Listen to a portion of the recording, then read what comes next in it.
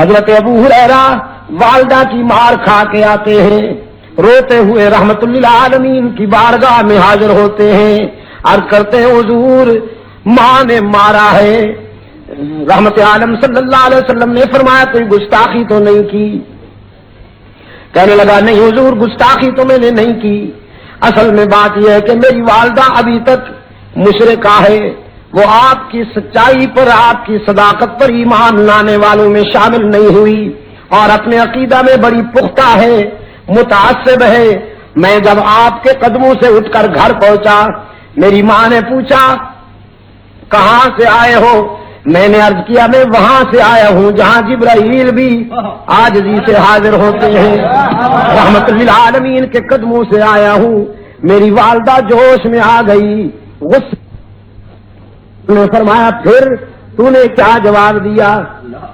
ابو ہریرہ کہتے ہیں عقل و خرد کو چھو نہ سکا وہ تمام عمر، عقل و خرد کو چھو نہ سکا وہ تمام عمر، جادو تیری نگاہ کا جس پر بھی چل گیا۔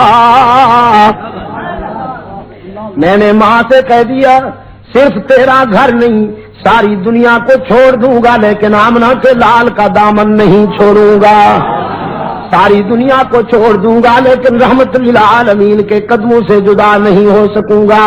پھر میری ماں غصے میں آ گئی، اس نے مجھے مارا، گھر سے نکال دیا اور کہنے لگی میرے گھر اس دن آئیے گا جس دن حضور کا در چھوڑنے کا فیصلہ ہو جائے۔ رحمت عالم صلی اللہ علیہ وسلم نے فرمایا پھر یہاں کیوں آیا ہے روتا ہوا؟ یہ تو بیٹے اور ماں کی بات ہے، اس میں ہم کیوں انوالو ہوں، ہم کیوں انٹرفیئر ہوں؟ یہ تو ماں بیٹے کا مسئلہ ہے۔ ابو ہریرہ نے عرض کیا آقا اس لیے حاضر ہوا ہوں کہ دینے والے سے مانگ لیجئے، دینے والے سے مانگ لیجئے، جس نے مجھے ایمان کی روشنی عطا کی وہ میری بوڑھی ماں پہ بھی رحم کر دے۔ والدہ کا ایمان مانگنے کے لیے آیا ہوں اللہ سے۔ رحمت عالم صلی اللہ علیہ وسلم نے ہاتھ اٹھا دیے، اللہم اہدی ام ابی ہریرہ، اللہم اہدی ام ابی ہریرہ۔ الہ العالمین میں التجا کرتا ہوں ابو ہریرہ کی ماں کو ایمان عطا کر۔ ادھر حضور کے ہاتھ اٹھے، ادھر ابو ہریرہ دوڑ گیا، دوڑتا چلا جا رہا ہے۔ لوگوں نے دیکھا ابو ہریرہ جیسا درویش کبھی اونچی آواز سے بولا نہیں، کبھی تیز قدموں سے چلا نہیں، آج دوڑتا جا رہا ہے، پتہ نہیں کیا ہو گیا۔ کسی نے دامن پکڑ کے پوچھا ابو ہریرہ کیا بات ہے؟